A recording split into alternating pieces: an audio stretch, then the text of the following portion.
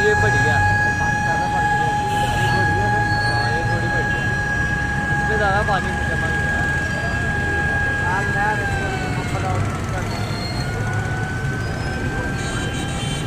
लोग पास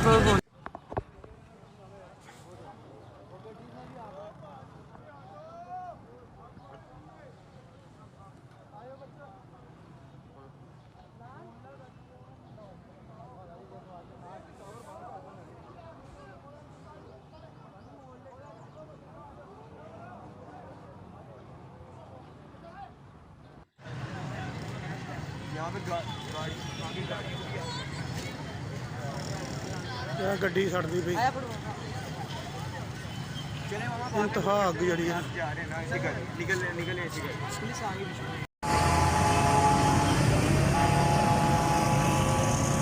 ये लगी है फतेहगढ़ वाला पेट्रोल पंप जो है पीएसओ का, वहाँ पे आग लगी हुई है। फतेहगढ़ वाला पंप नहीं है जो पीएसओ का, वहाँ पे आग लगी है। ये देख बहुत ही पंप सारे ही जल गया है।